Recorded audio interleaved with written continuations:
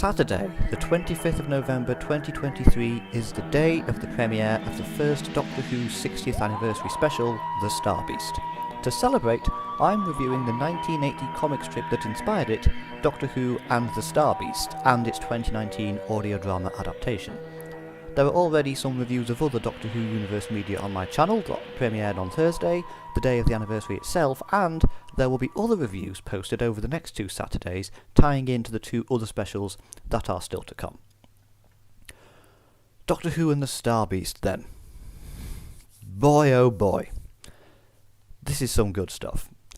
Alright, let's get down to it. So, this was originally published in Doctor Who Weekly from issues 19 to 26, so that was only really a 7-week period, and it was illustrated by Dave Gibbons, who I've also liked a lot from his work in V for Vendetta and Watchmen and all that sort of thing, and it's written by Pat Mills and John Wagner, except not exactly. The writing is credited to Pat Mills and John Wagner, who also, before this, wrote Doctor Who and the Iron Legion and City of the Damned. And with Doctor Who and the Star Beast, they were collected into a trade paperback called Doctor Who and the Iron Legion. And in an interview in that trade paperback, Dave Gibbons explains that actually what happened was Pat Mills and John Wagner would alternate. They would take turns to write their script, so that the first writer credited is the actual writer, and then the second writer credited is just the one who typed it. And so for example, Mills wrote Doctor Who and the Iron Legion, their first one, and then for the next one, City of the Damned, John Wagner wrote that, and then it was Mills' turn again, and so he wrote Doctor Who and the Star Beast. But they take joint credit because they were both contracted together, except that Pat Mills, in the in the audio drama adaptation, with the download, there's an interview with Pat Mills, and he explains that they couldn't really write together because of geographical restrictions, that it was just too impractical, so they just alternated, and the magazine weren't too happy with that because they had contracted them to do it together. But that's how it happened, so they take joint credit, but they didn't really write it together. I will be interested to see whether or not the episode includes both their names, because if it's credited to both of them, I would imagine that the adaptation is going to credit both of them for writing the source material. I can't imagine why they wouldn't do that.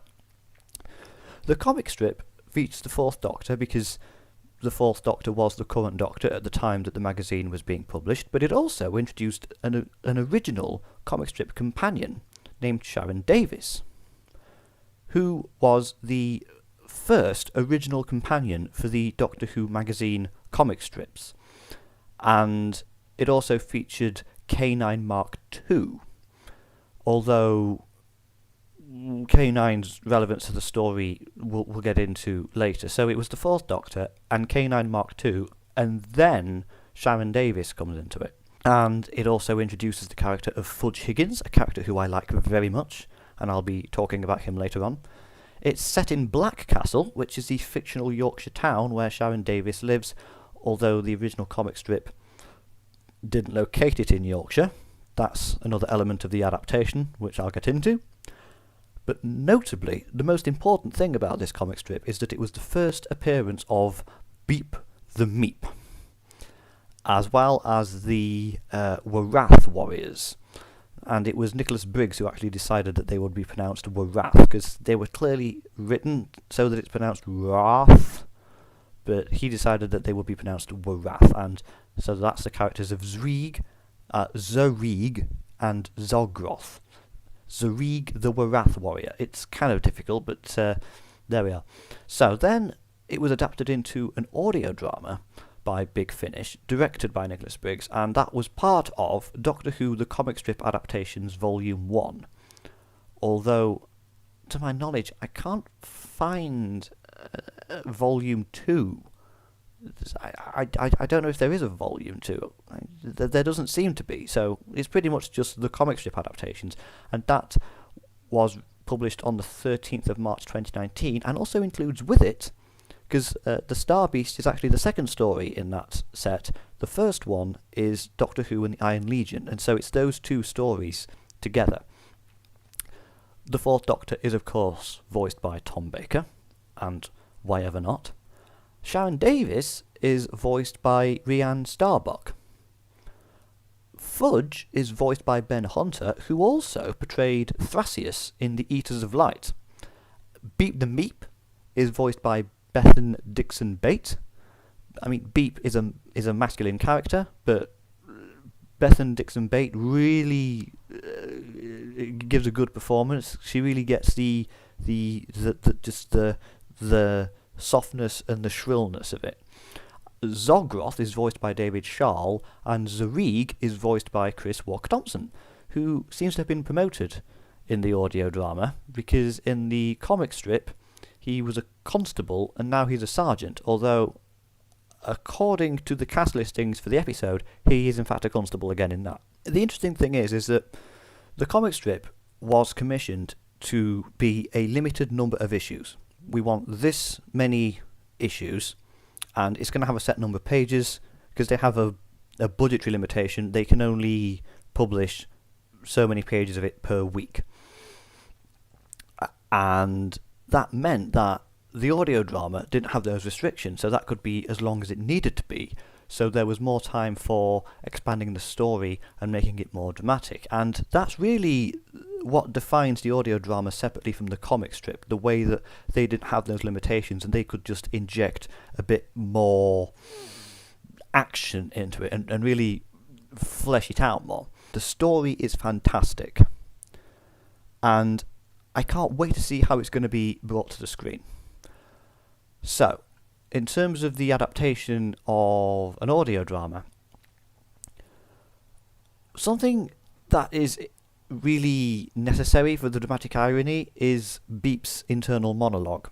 Because while the characters are talking about him, just about how nice he is, and they're just sort of petting him and things, you can see Beep's thought bubbles saying what he's really thinking about killing people, and about how he's the Most High, and about how he's going to take his revenge and things. That was necessary for the dramatic irony. So what they did in the audio drama is, in order to keep them in, they signalled his internal monologue by distorting the other characters' dialogue. And then when we hear what Beep is thinking, it's accompanied with this really creepy nursery music that just sounds so disturbing, but that really matches the Beep character really well, because he is something that has a very childlike appearance but is actually really sinister. And I thought that was a really interesting way they did that, because we needed to be able to understand the dichotomy there, that Beep is the opposite of how he appears to be. That's something that I thought was quite well done. Considering that it's an audio drama adaptation of a comic strip, I thought that was a really creative way of doing it. Now, the audio drama is actually where Sharon Davis' surname comes from. I mean, at least narratively, it had been listed in other reference books and things, but this is the first time it's actually mentioned narratively, because the comic strip only calls her Sharon, but it's in the audio drama that she is definitively referred to as Sharon Davis. And also, because it's more action-packed because of the longer running time, Unit is featured more prominently. Still not much, but still more prominently in the action scenes, because with Unit, I mean, the whole point of Unit in Doctor Who, really, at least sometimes, is that you just need cannon fodder, you just need people to just run in there and start shooting and to take shots themselves. So that's really all Unit is for there. K9, though, whereas in the comic strip, he is pretty much the Doctor's companion for the story, in the audio drama, he is completely absent. He's not there at all. He is present in the Doctor's life at that point, but the Doctor suggests that he's actually attending to business elsewhere with Romana, whatever that involves. And also, in the Doctor Who magazine comic strip, K9 was already the Fourth Doctor's companion at this point, so he had to be there, whereas he wasn't actually that important to the original story, so the audio drama just omits him quite easily. And it is quite easy to just take him out of the story, because all he really added was just a few gags and comic relief.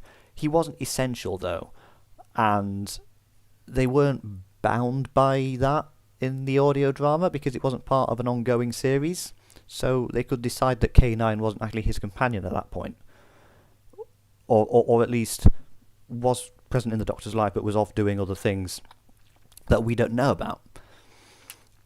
I think, though, it would have been funny if K9 had been there, because K9 does get a few funny lines in here. There's this one gag in the comic strip of K9 being damaged and then reprogrammed, and after he's been reprogrammed, now he thinks he's a cat.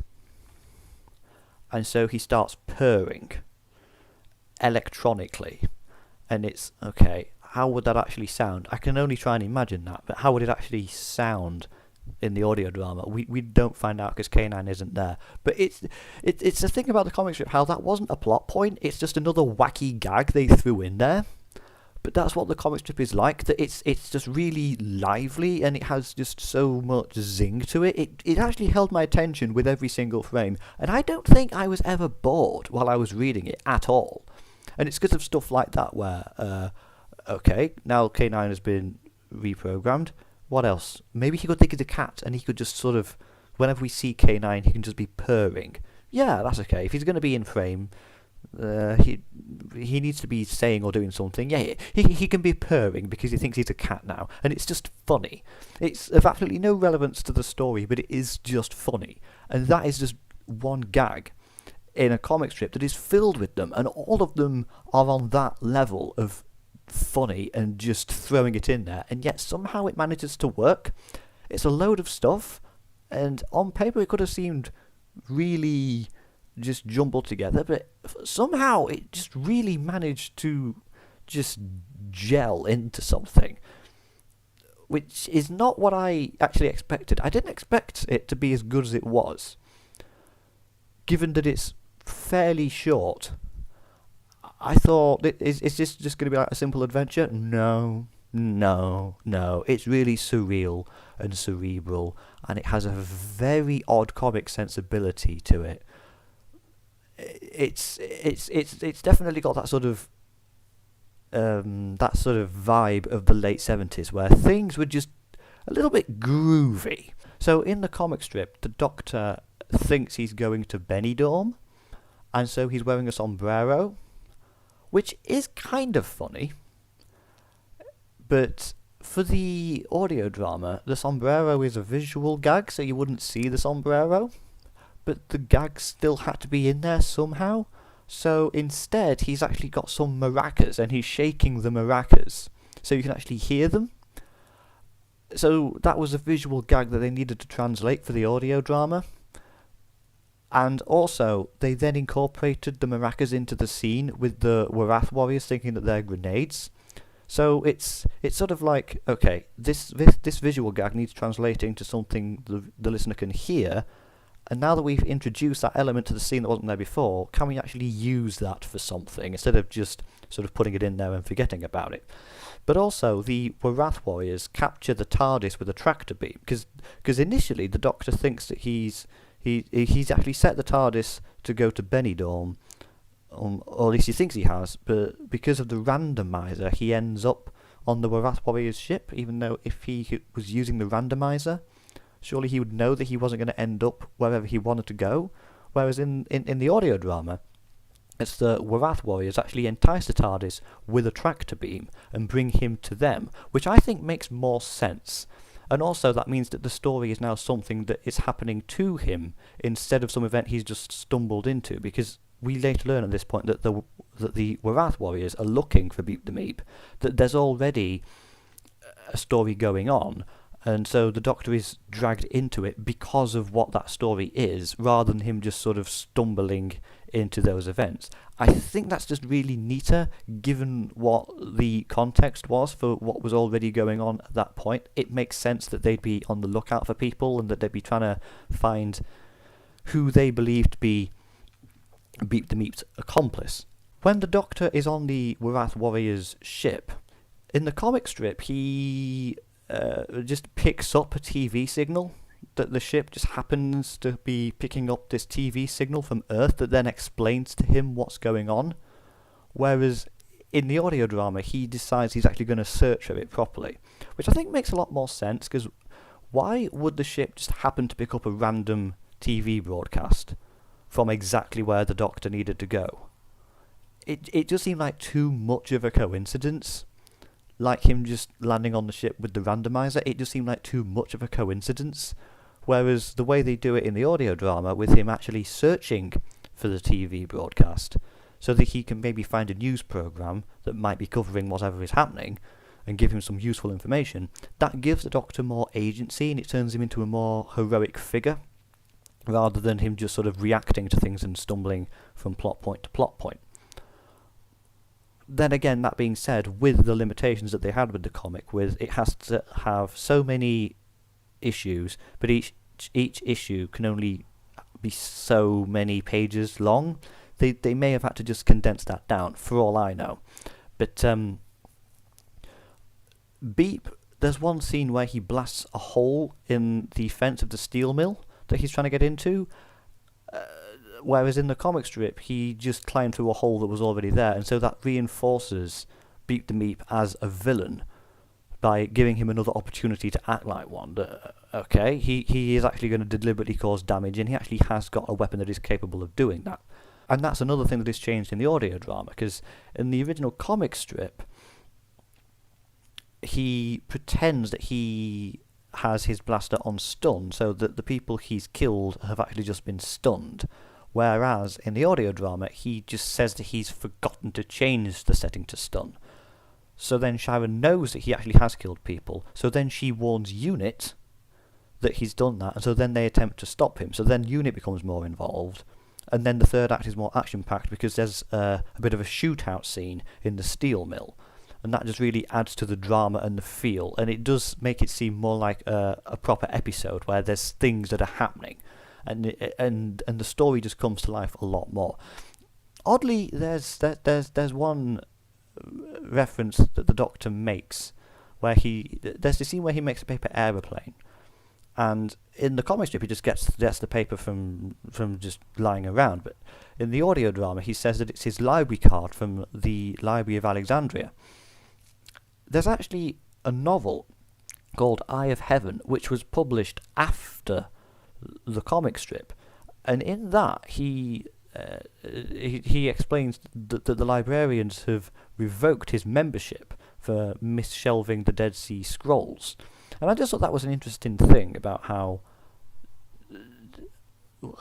had Alan Barnes, who wrote the audio drama, had he read Eye of Heaven and remembered that, or did he just add that in not being aware of there being a mention to it in this random Past Doctor Adventures novel?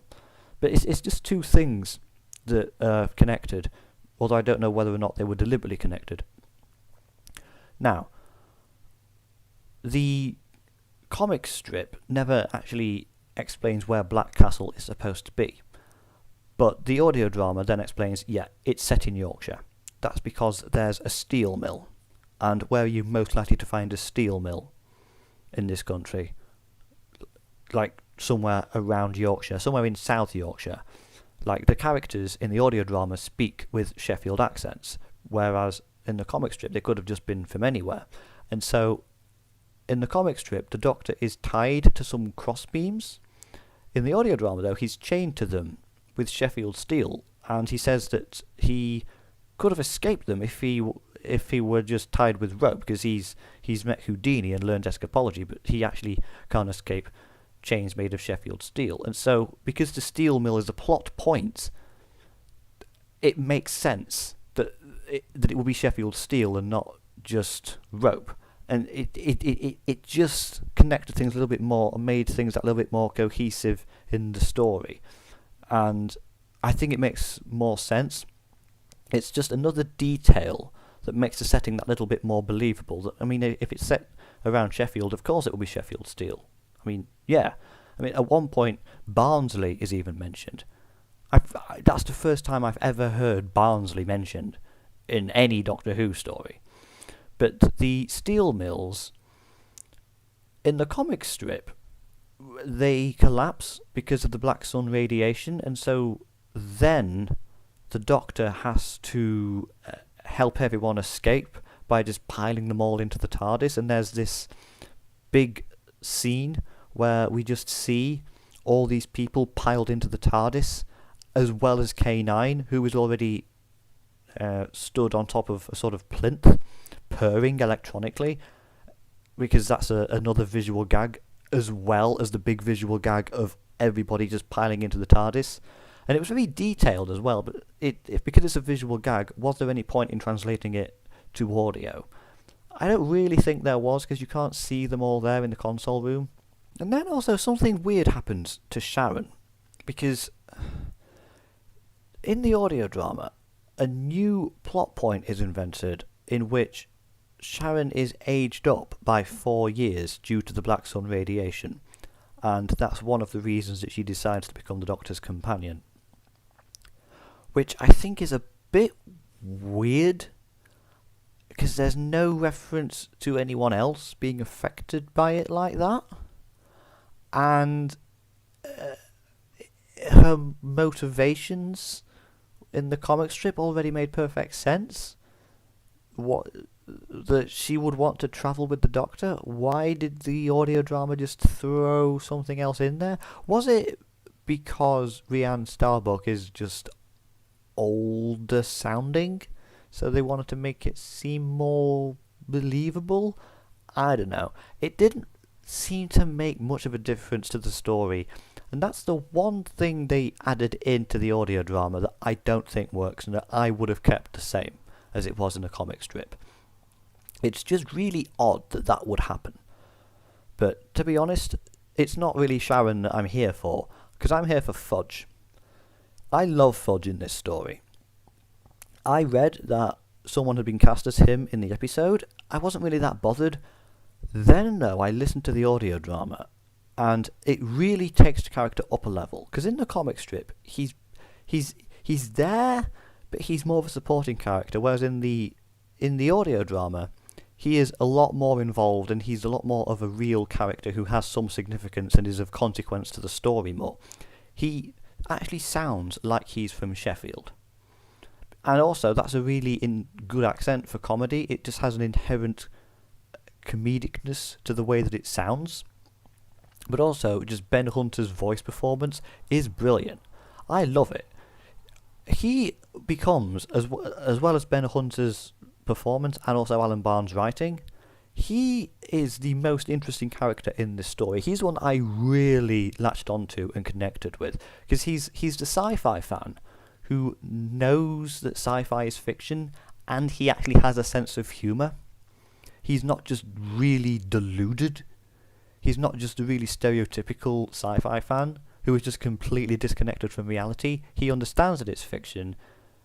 He enjoys it, but understands it's fiction, and he also can actually laugh at himself. He has a sense of humour. He is fairly high functioning. He can function in a social situation, which I thought was, I don't want to say progressive, because that might seem a little bit flippant, but it's just the sort of thing you don't really see often when there's a sci-fi fan in a sci-fi story.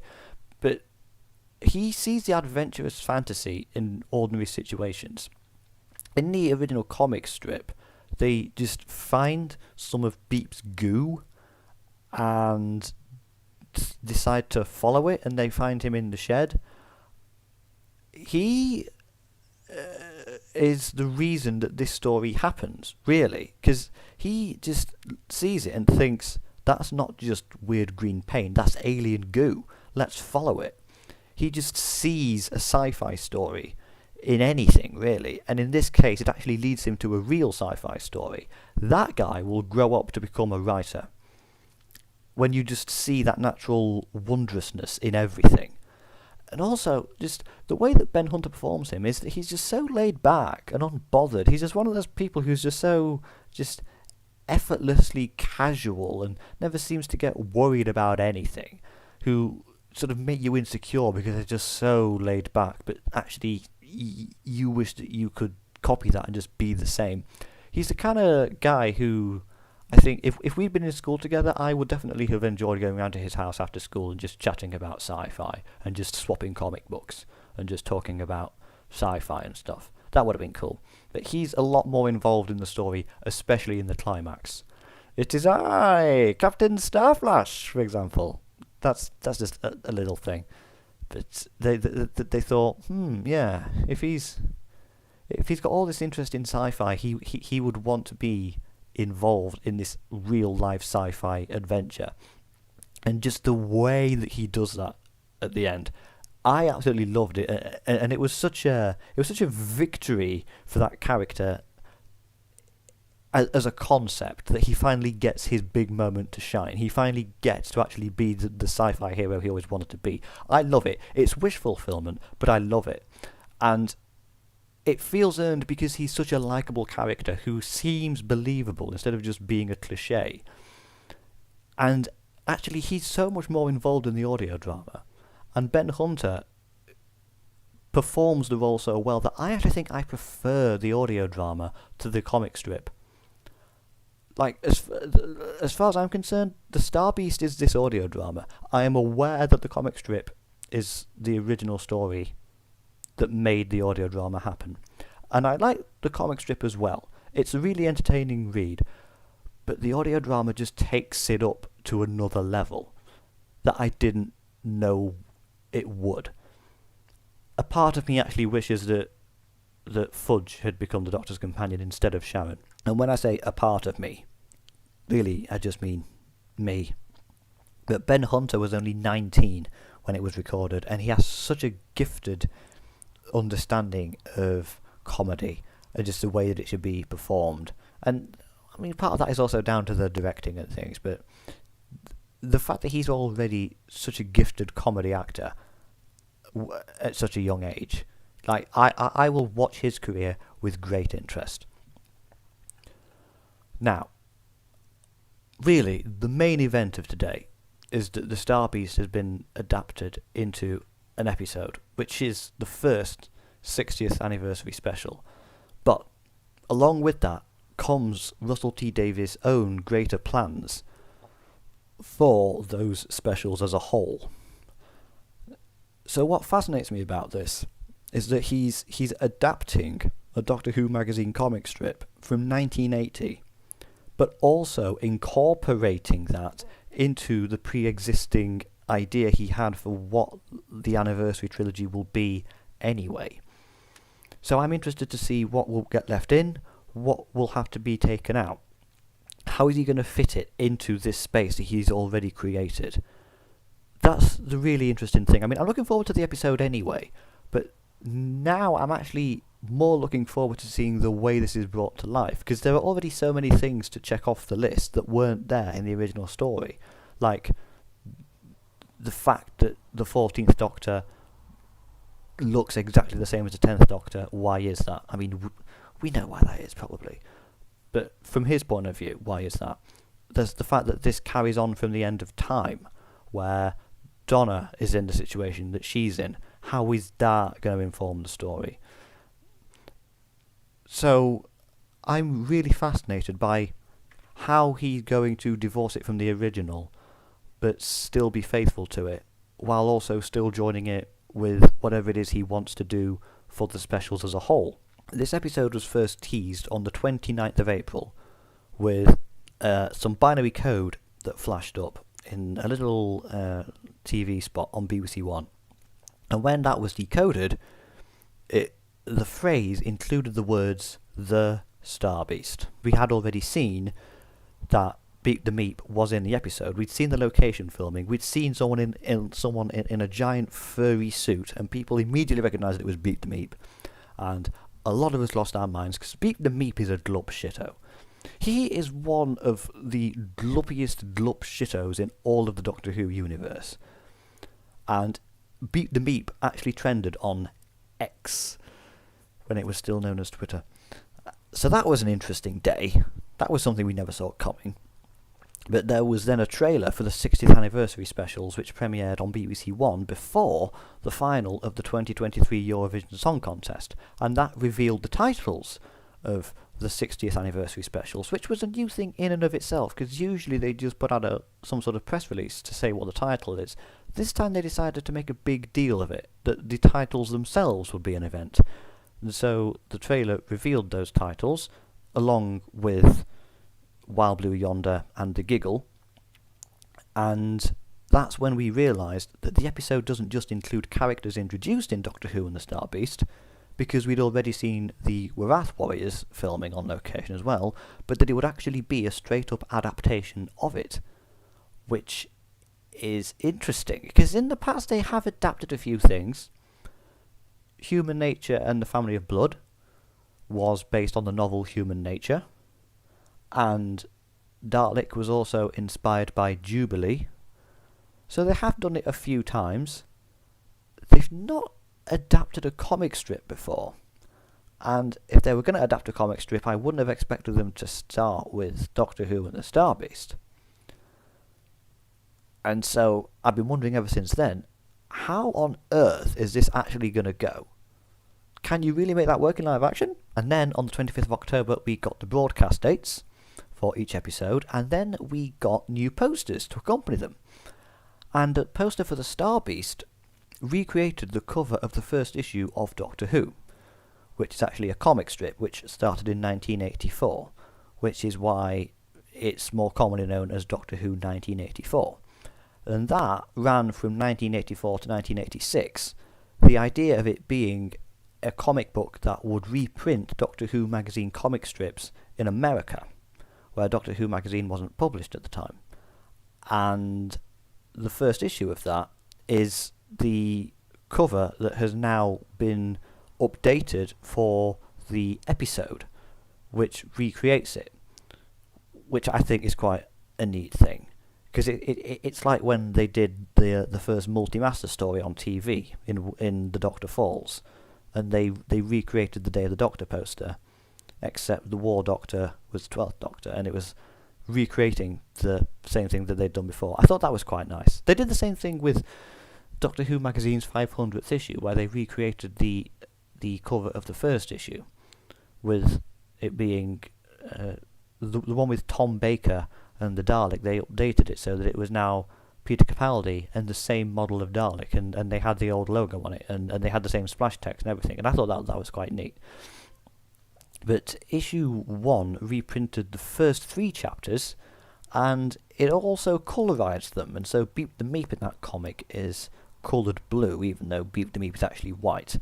I don't know if it occurred to them that he actually would be white, but like white is the colour of Fluffy.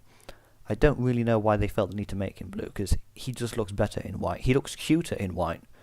Like, if you change the colour of the character, it just doesn't work. It just seems too cartoonish. But the world premiere of The Star Beast was then held on Monday the 6th of November at Battersea Power Station, and on Thursday, the actual day of Doctor Who's 60th anniversary, it was screened by the Royal Television Society. But I'm not a member of the Royal Television Society, and I have to be honest, I wasn't prepared to become a member just to watch it when I would be able to see it 2 days later on TV anyway. But, as we all know, this is going to be the 14th Doctor's first full episode. And he is, of course, portrayed by David Tennant, who also portrayed the 10th Doctor. We know at this point that it's probably the Celestial Toymaker who has something to do with that, and we'll find out more about that in the Giggle, but whatever. There's not really a sense of it being the new Doctor's first adventure, though, because it's an actor we've already seen play the role many times, so it feels like we already know him anyway. It's not going to have the same sort of sense of occasion that The Church on Ruby Road will, with the 15th Doctor's first episode. This is more of someone coming back than it being someone new. Still, the episode itself is enough of an occasion for that not to really be a problem. But in terms of how it's actually going to be adapted into the episode, I would imagine that Sharon Davies' role is going to be shared probably amongst Donna and Rose Noble. Because Donna Noble is, of course, portrayed by Catherine Tate, who was last seen in The End of Time. This will be picking up where she left off in The End of Time, carrying on from the situation she was in at the end of part 2, where she marries Sean Temple, Donna, for those of you who are not caught up and you haven't watched those cringe videos on the Doctor Who YouTube channel, Donna was introduced in the 2006 Christmas special and then became a regular in Series 4. And then she was last seen in the 2009 Christmas Day and 2010 New Year's Day specials, which form a 2-part story. At the end of Series 4, the Doctor had to wipe her mind because she had absorbed his regeneration energy, which gave her a meta-crisis, and that was just going to destroy her mind, so he had to wipe all of her memories of him and of everywhere they went and of all of their adventures. But now in the Star Beast they are set to encounter each other once again, even though remembering him will kill her. That's what it's been in the trailers. If she remembers me, she will die. Even though actually in the end of time, her previous appearance, it turns out that actually the Doctor left her with a defence mechanism that leaves her with no memory of it being used. So I feel as though the drama is somewhat undermined by that. Are we just being asked to forget that that happened? Anyway, I shall go into detail on the end of time more next week. That is the story I'm reviewing for Wild Blue Yonder, and I'll explain why at the time. But I really hope that it does actually have dramatic weight to it and that it's not just a retread of somewhere we've already been before. Still, Russell T Davies explained, this is in an interview with Empire, he said, I needed to bring Donna back into the story, which meant setting it in London, which meant something alien landing on top of London, and I automatically thought of Star Beast as the best way to tell that story. Now, Sharon Davies' mother in the comic strip, and also in the audio drama, has a lot of moments of reacting to strange things. And this reminded me a lot of Sylvia Noble, who is of course portrayed by Jacqueline King. She made a guest appearance in the 2006 Christmas special, and was then a recurring character in Series 4, and like Catherine Tate, was last seen in the 2-part 2009 Christmas Day and 2010 New Year's Day specials. And she's also going to be narrating the novelization's audiobook, which is interesting. I actually haven't listened to any of the audiobooks that she's narrated, so I don't know. But I'm excited for the novelization of the episode, to see how it compares, to see what else is in there. This is a story that's existed in a lot of media, and I shall recap it all at the end. But I think with the inclusion of Sylvia, is she going to be doing a lot of what Sharon's mum was doing in the comic strip, and also Fudge's mother as well? Maybe they're going to just combine those characters into Sylvia. And are they going to do the scene? Are they going to do the scene where the Wrarth Warriors, having rendered the Doctor unconscious, then steal his clothes and then plant a bomb inside him so that they can use him to destroy Beep the Meep?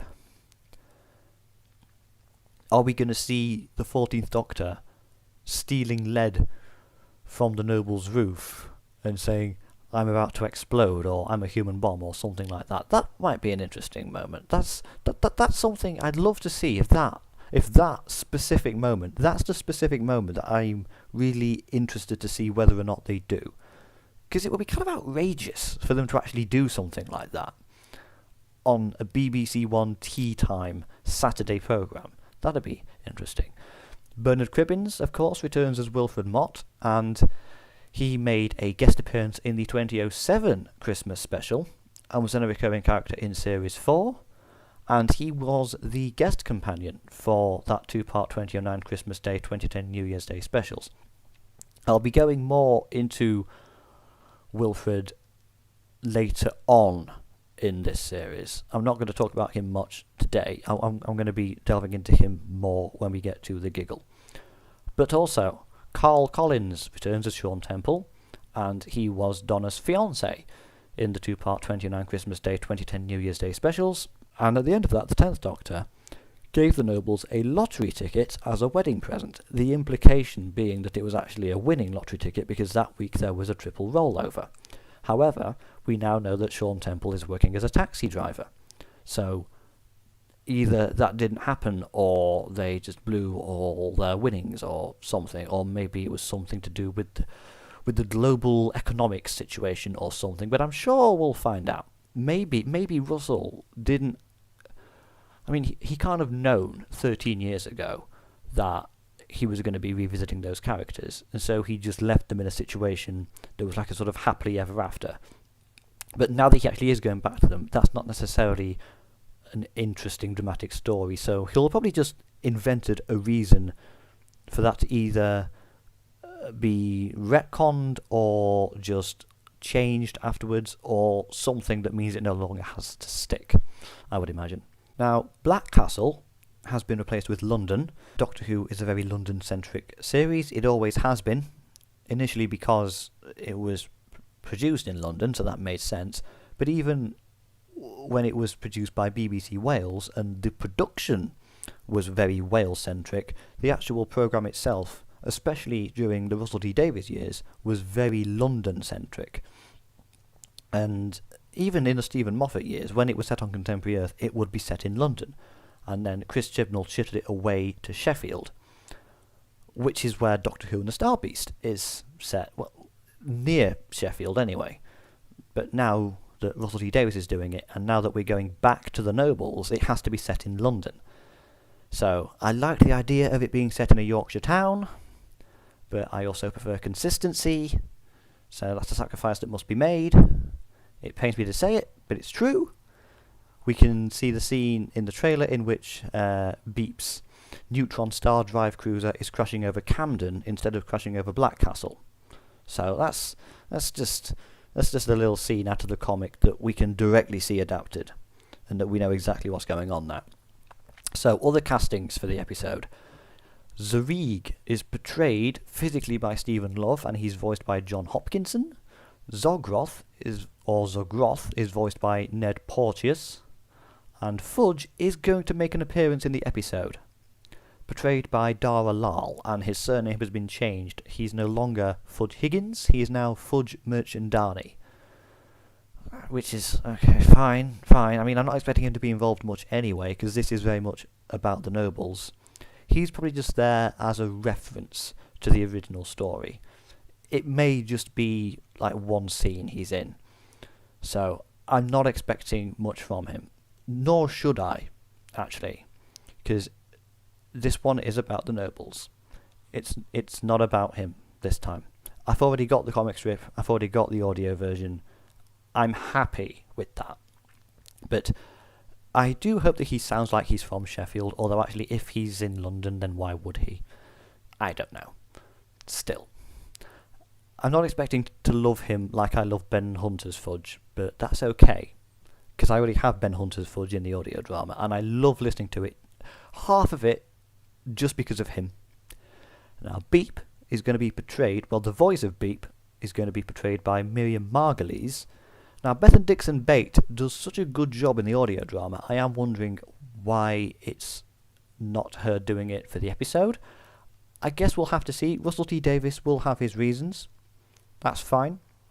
And based on the trailers, Miriam Margolyes sounds like she's doing as good a job as Bethan Dixon Bate, probably. But I'll be reserving judgment until I see the episode, because Beep doesn't really start speaking English until quite the way through the story. And so that would probably be why we haven't really seen Beep saying anything in the trailers apart from monsters. But that's fine. Like I say, I'll be reserving judgment until I see it. But I mean, it's Beep the Meep. Like, how much variance on that voice can you do? I mean, does it really matter if it's the same person? Because Beep the Meep is going to sound the same generally, regardless of who's voicing them. Probably. An interesting thing is about the newsreader in the story. He sees the news report on TV in the comic strip because the Wrarth Warriors ship just happens to pick up the transmission, but in the audio drama, because he tunes it in specifically to try and find something, in the comic strip the news reporter is allegedly modelled on the likeness of Angela Rippon. According to Nicholas Briggs, she actually wasn't, but they saw her likeness anyway. Because in the audio drama, she is actually voiced by Angela Rippon herself. And it is true that in the comic strip, she does look a lot like Angela Rippon. Even though because the audio drama is already there, it's I can't now actually tell whether or not she was supposed to be her, or whether or not they just thought that she looked like her. It's impossible for me to really tell now. But I do think it's cool that Angela Rippon has actually voiced the newsreader in the story, given that she's currently a contestant in this year's season of Strictly Come Dancing. Unless she was knocked out. She may have been knocked out at this point, but I don't follow that programme. I just find it interesting that she is a contestant in Strictly Come Dancing, and that is the programme that Doctor Who leads into on Saturday now. Because these episodes are going out at 6:30. At 7:30 is Strictly Come Dancing, and Angela Rippon is a contestant in the current season of that. And this episode that is going to lead into an episode of that is based on a comic strip that had a newsreader in it allegedly modelled on her that she then herself voiced in the audio drama. And now it's been turned into an episode, and it's being broadcast before the season of Strictly Come Dancing that she's in. It's just another weird thing. I am wondering whether or not she's going to be replaced in the episode with Trinity Wells. Because Russell T Davies loves using Trinity Wells. Whenever there's a news report, it has to be Trinity Wells. But in the cast list, she's not there, Michelle Carl. Instead, there's a BBC reporter portrayed by Matt Green. So it's probably not Trinity Wells. I don't know why Trinity Wells would be covering the story of just an explosion at some place in London somewhere. She might be. It's not a global crisis, you know. There is a giant bunny rabbit running through the streets of London with a gun, and it is talking. Is that how American newsreaders actually sound? Because that would explain a lot about why everyone in America is just so fucking paranoid all the time. Maybe we won't be seeing Trinity Wells come back at all in RTD2. Maybe. Who knows? But K9 is also not known to be in the episode. There is a rumour that he's going to show up, though, because there's the audio drama series on BBC Sounds called Doctor Who Redacted, which connects to the Doctor Who universe in multiple ways. The writer of that, Juno Dawson, who, incidentally, is actually going to be one of the co-hosts on the official Doctor Who podcast that's going to be going up after each episode, which will be talking about the latest episode. I mean, I've no interest in listening to it myself, because it's an official podcast made by the BBC. Are they going to be able to say what they really think? If an episode is as bad as, I don't know, Kill the Moon, how the hell do you go up there and say something positive about it? Even though that's your job, you know? If you say what you really think, you might get fired. So, it doesn't feel authentic to me, is what I'm saying. Nothing against the hosts, though. It just, I don't really feel like it's authentic because the BBC has made it themselves. Anyway, Juno Dawson is going to be a co-host on that. She's also the writer of Doctor Who Redacted, which connects to the Doctor Who universe, and she revealed that they were originally going to include Donna. But then that was vetoed, and it turns out that it's because she was going to be returning in the 60th anniversary specials that they couldn't use her in the series, in the Doctor Who Redacted series. But she also revealed that there was an appearance from K9 which was also vetoed, and so there is debate over whether or not this is for the same reason. Is it because there is a planned appearance by K9 in the series? And if it is it in the 60th anniversary specials, when that would be an appropriate occasion, given that one of them is based on a comic strip that he is in? Alternatively, could it just be because the BBC don't own K9? K9 was created by Bob Baker and Dave Martin as freelancers. So the BBC don't own him. If they had been contractors, then that would have meant that they would have created K9 on the BBC's behalf, so he would be a BBC-owned character. But because they were freelancers, all of the characters and concepts they created belonged to them. That's why the K9 series was able to happen without the BBC's involvement, because they're not the copyright owners. It was Bob Baker at the time, before he died. So what's going on. Who owns K9 now? Is it Bob Baker's estate? Is it the BBC? They own the design of K9. That's why the K9 series had to change the design. But exactly what do the contracts say? Now that neither Bob Baker or Dave Martin are still with us, who owns the rights to the K9 character? I actually have no idea. Is it the BBC? Can they just do what they want with him? I don't know. Who knows?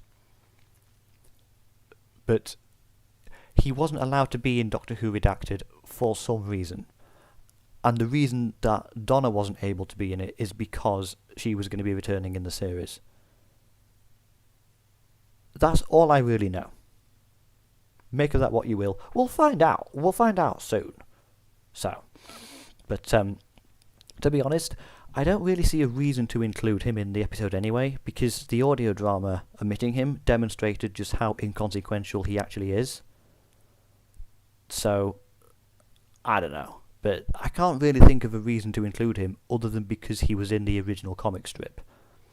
Is that enough of a reason? Is that a legitimate enough reason to have him in an episode just because he was in the comic that it's based on, when the audio drama that was adapted from it proved just how easy it is to take him out of the story? Especially given that the episode is an amalgamation of both versions, essentially. It takes some things from the comic strips, it takes some things from the audio drama, it will change things that were in both, it will exclude things that was in one, it will exclude things that was in both, in order to fit the fact that this is also a sort of sequel to The End of Time.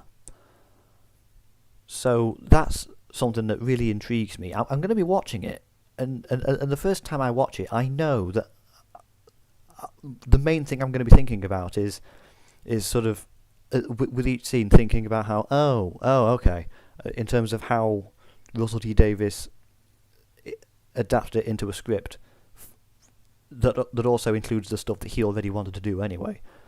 It may take me a few times to just really be able to appreciate the episode for what it is and to be able to watch it without thinking about all that stuff. But the comic strip works really well because it has the eccentricity of the Fourth Doctor. He is a very eccentric character. He's like something out of a British comic. And when I say a British comic, I don't mean like superheroes like in America. I mean actual comics that were funny, that were cartoons. And Russell T Davies said in Doctor Who magazine, "I was 16 when I first read the comic. Coming back to it, it was amazing how much those Mills and Wagner scripts have informed my entire attitude towards Doctor Who. It was like finding the Uber text. I genuinely went, oh my god, I'm not just adapting the Star Beast, I've been adapting it since 2005. It's how I think Doctor Who should be written. Every line is fighting to be heard, then fighting to be the best it can be, and fighting to land." And Russell T Davies, he writes so many styles at once that actually I think the Star Beast is perfect for him, because he can do comedy and tragedy at the same time. Because he knows that in real life those two things are often the same. That comedy and tragedy don't wait for each other, they don't take it in turns. In real life, they will both hit you at exactly the same time, and he'll mix that into one scene, where there's something funny about it, and there's also something terrible about it. And I can't wait to see how that's going to work with him doing the Star Beast. Because that does seem like a bit of a Russell T Davies script. It seems like the sort of thing he'd do with like the adipose. Being cute, but also actually being quite monstrous as well. So that's something that's really exciting to me about this. That comic strip, though, it is unlike any Doctor Who story that was on TV at that time. Because at that time, it was season 15 and season 16. So you had stuff like the Ribos operation, and then you had the whole Key to Time arc, but you also had the Sunmakers and the Power of Kroll. It was all fairly serious stuff. I mean, it was during the Graham Williams era, so it was a bit silly, but the Star Beast comic just went with the silly. It just took the silly and ran with it. And I can imagine it being far more easily compatible with modern Doctor Who than with the Doctor Who of the time, where it was very much a story created first and foremost to be a comic strip, not to just be like the storyboard for a hypothetical Doctor Who story. That's why it's such a good read, because it's a comic first and Doctor Who second. That's why I think it works so well, because it wasn't just read this and imagine this as an episode. It was, here's a comic, it's also based on Doctor Who. And I think that's always the best way to write. Just write it with put the medium first if you're going to adapt something. And so I'm wondering if Russell T Davies is going to do the same thing for his episode, whether he's going to think, okay, yeah, this is still a TV show first.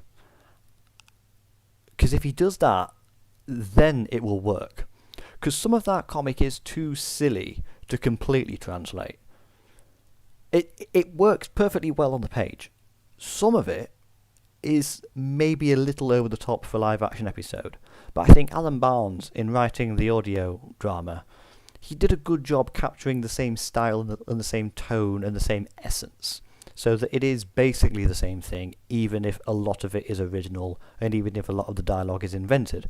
But I look forward to seeing what Russell T Davies does with it for TV, because something like this has never been attempted in Doctor Who before, and so for this to be his first episode as showrunner, to just do something so ambitious and high concept and risky as adapting a Doctor Who comic strip that is very comical, and doing it as the first 60th anniversary special, the more ambitious it is, the more it can pay off. I think this is going to pay off, because he is Russell T Davies. He was the showrunner when I was 12.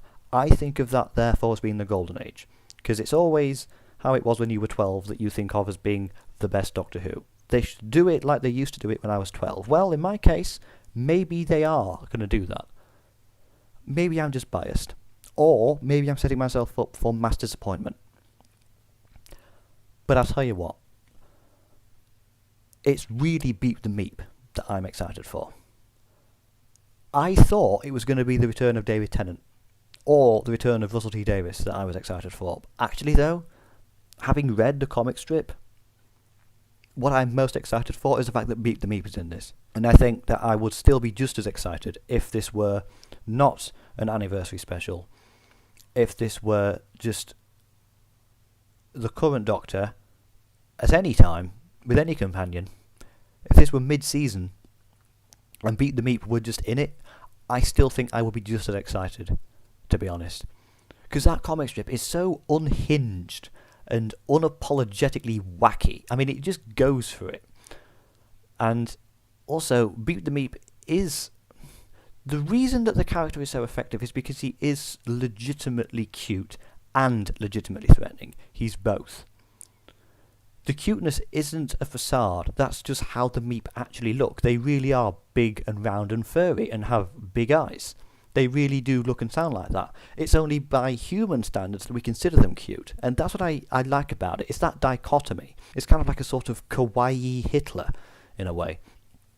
But it reminds me of what the Fifth Doctor said about Davros, that he's like a deranged child, always talking of killing, revenge and destruction. And I think, yeah, it's basically just a psychotic kid who looks like a big plushie. And there are going to be plushies of this. They've already got the merchandising ready to go. I can tell. And I want one. I want a Beep the Meep plushie. But it's the comic strip that has made me the most excited for this, more than anything else. Over the past 13 months, this is the thing that has made me the most excited to actually watch the Star Beast. And also, we the fans know how Beep the Meep is going to go down. We know that he's actually the villain, but the audience won't. They'll think this is just some cute story that's like E.T., where some people find a nice little alien in their shed or something, but then it turns out that actually no, that's not what he's doing. I think if the live action version can accurately recreate the cuteness and the scariness, that's when it will really have an impact. And Russell T Davies knew that when he decided to adapt it. Now, Beep in the episode doesn't seem to be quite as round as in the comic strip, but I think if you can make the audience love him legitimately, which is fairly easy, actually. I think it. I mean, he's beat the Meep. As soon as he puts the act on, you can't help but love him, right? So I think if you make the audience really genuinely love him and genuinely just want to give him a big old hug, then you reveal that he's actually Space Napoleon. That's going to become a big talking point, and people are going to watch it. I think people are going to say, you should watch that, because there's a sort of twist to it, or just because it's going to be such a surprising experience, just because it's going to give them such a reaction. It's going to really just defy their expectations. And who knows, maybe in so doing they'll actually get complaints from parents. I thought this was going to be a nice story about a cute little alien, but it turned out to be horrible. I think maybe he's deliberately baiting them with that, Russell T Davies. Maybe he's deliberately trying to get that provoked reaction. Who knows, maybe. But I cannot see how people are going to react to him. I really can't. I am so excited to see how the general normie public is going to react to Beat the Meep. Because he's like a psychotic Baby Yoda, and I know that his name isn't really Baby Yoda, but I don't know what his real name is, and I don't care, okay? He's just friggin' Graggle. I don't know. But I do wonder whether or not Russell T Davies is going to use Beep as a political analogy. Because he isn't afraid to voice his politics. I mean, there's that scene at the end of Years and Years, talking about how they will laugh us into hell. But Beat the Meep does challenge the typical idea of what a villain is. That story is about how outward appearances can be deceiving. That something that looks warm and friendly can actually be very destructive. So, who knows? Or maybe that's just inherent to the themes of the story anyway, so he won't feel the need to really highlight that. But he told The Guardian that the episode is like a great big Pixar family film, like a bank holiday film, all the family watching, lots of laughs, a funny monster. So he's keeping his mouth shut about what Meep the Meep really is, which I like. Just go along with it. Just go along with it. Just pretend we don't know the truth about Meep the Meep. Just trick people into watching it and pretending that it's a nice family film about a cute little alien. Yeah, although he did call him a monster, but he called him a funny monster, and I suppose he is. He is quite funny because he is so psychotic, but cute at the same time. But the fact that he's just calling it like a great big Pixar family film, with the whole family watching and lots of laughs, yeah, maybe. I mean, I hardly doubt that they're going to do a sort of big tonal shift halfway through, and it suddenly turn into a Quentin Tarantino movie. If they did that, I'd love it. But I can understand why that's probably not the best idea. But those comic strips, they do require more melodramatic characters because they're not being performed by real actors, so you can't see the nuances and the subtleties. They're just drawings on a page, so they need to come alive in a more broader sense. That's why the comics tend to bring out their depth straight away, and that also is why the characters tend to feel more like realistic people who have more dimensions to them and feel a sort of wider spectrum of emotions. They sort of are like the characters that started being introduced in the 2005 to 2022 version of Doctor Who, where they are actually more like the viewer rather than just a construct created for the fiction of the story. Like, Sharon Davis is really more like Rose Tyler than any companion from the 1963 to 1996 format of Doctor who would have been in the show at the time. She acts like a real teenage girl, and Fudge acts like a real teenage boy. There was an authenticity to it that we didn't really start getting until like Survival, but of course by then it was too late. So I can understand why Russell T Davies would latch onto it so much. I think this could actually be a really killer combination that I never thought about before. But then again, I never would have predicted that Russell T Davies' way of writing an anniversary special would be to adapt Doctor Who and the friggin' Star Beast. When they announced he was coming back for the 60th anniversary, I never thought that the story we'd end up getting would be an adaptation of Doctor Who and the Star Beast. But then again, I hadn't really paid attention to it much until now in preparation for the episode. So I'm glad that he's adapted this, because it's prompted me to finally discover the story. Because it's a great story. It's a great comic strip. It's funny. It's really witty. The audio drama, brilliantly acted. Love the actors in that. And so now, I'm actually more excited to see how he adapts the episode than for the episode itself. And I was already excited for the episode, but now it's got that extra dimension to it, which I really love.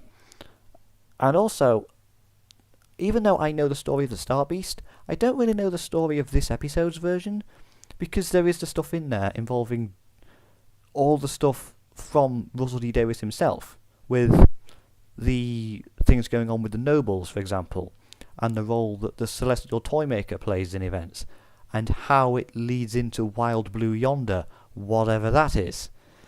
So I sort of do know what's going to happen, but I also sort of don't know what's going to happen.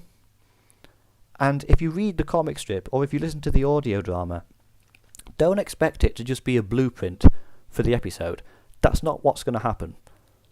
It's going to be the same basic story, but there's going to be a whole subplot in there that is based on the fact that this is both a sequel to The End of Time and the first 60th anniversary special. Like, for example, there's a scene in the comic strip, which they do in the audio drama, but it's funnier in the comic strip because you can see it, where they get on a bus with Beep the Meep. And that is such a cheesy, cliched scene, and yet it works so well, somehow. But I'm thinking, is that going to be replaced with a scene in Sean's taxi? We haven't seen them filming that on location, so maybe not. Who knows? Maybe that aspect of it isn't even there at all. But it's got that real sort of British sense of humour to it, of you're taking the alien on the bus with you and everyone's looking.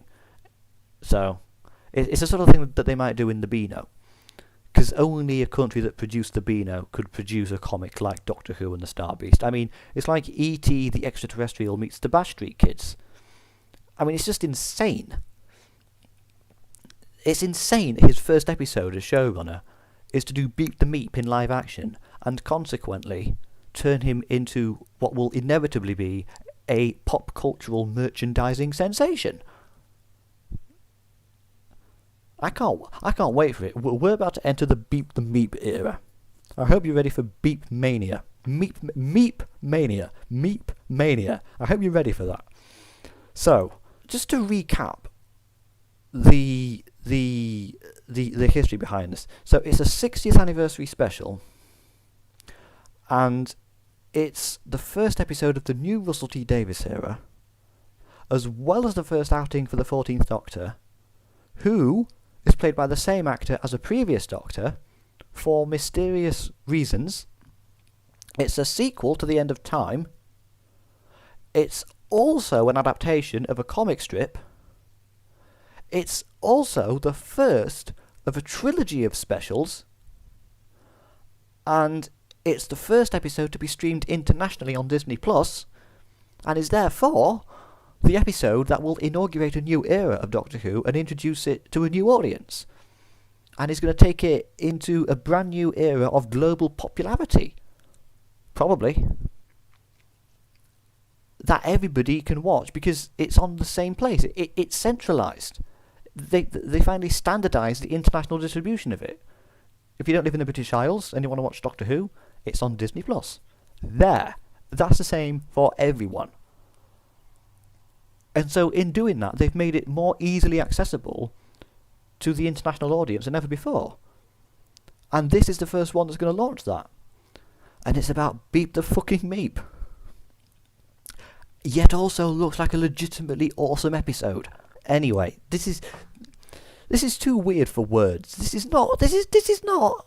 I'm going to keep it real with you. This is not what I expected to be talking about when I realised that Russell T Davies was coming back for the 60th anniversary. When I found out that that's what was happening, 13 months later, this is not what I expected to be talking about. But there we are. Now, interestingly, even though the story was first published as a comic strip, it was originally written as a serial for the television series. Anthony Reid was the script editor at the time, and Mills and Wagner kept submitting scripts, but then Anthony Reid, according to Pat Mills in the bonus features on the Big Finish download, according to Pat Mills, Anthony Reid kept requesting too many rewrites, and then John Wagner lost interest, and so that was the end of the project. Pat Mills has said that he doesn't know if The Star Beast was one of the stories that they submitted, but it may have been, because one of them was the Iron Legion, so it was probably also The Star Beast as well, because they wrote those for, at the same period of time. But it would be interesting to had that actually become a serial for that era. It was Anthony Reid when he was script editor. That wasn't a particularly long period of time. It was for the latter half of season 15 and season 16, which was the Key to Time arc. So if it had been produced, where would it have gone? Would it have been one of the last 3 serials of season 15? Or would it have been part of the Key to Time arc? And if so, how would that have worked? I don't know, but it was originally written as for the television series by Mills and Wagner, but then rejected, and so they then turned their script into a comic strip, which was later adapted into an audio drama by Alan Barnes, and then finally realised for television as a 60th anniversary special by Russell T Davies, and is now being novelised by Gary Russell. So it exists as an unproduced serial, as a comic strip, as an audio drama, as an episode, and as a novel. This exists in practically every single medium. This is like the new Sharda.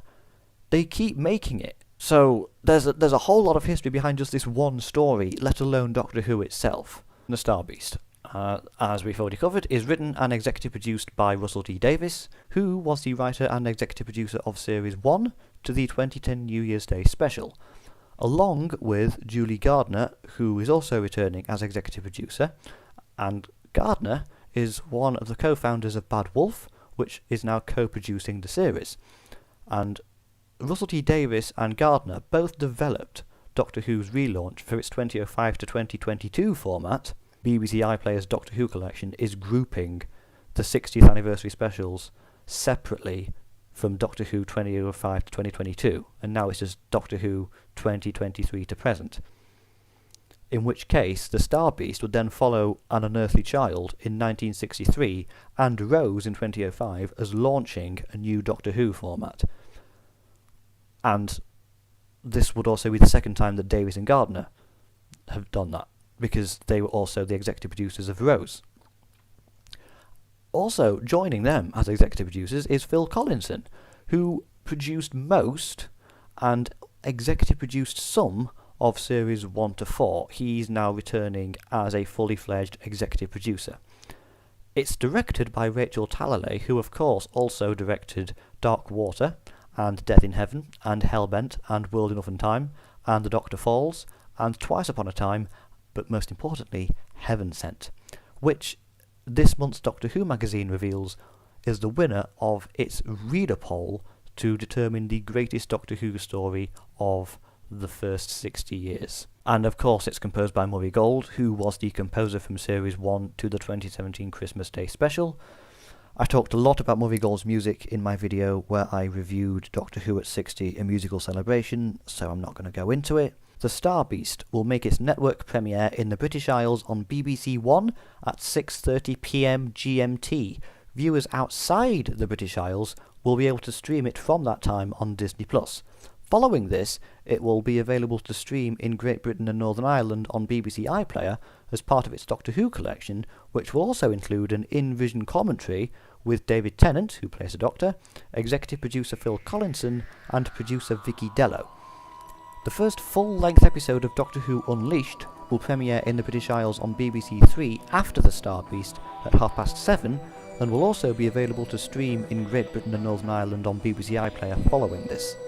Afterwards, My video ranking the top 10 episodes of Doctor Who Confidential's first 2 seasons will premiere on my channel. The second 60th anniversary special, Wild Blue Yonder, will be released on Saturday the 2nd of December, with the third, The Giggle, on Saturday the 9th of December. Happy 60th anniversary to Doctor Who, Meep! Meep.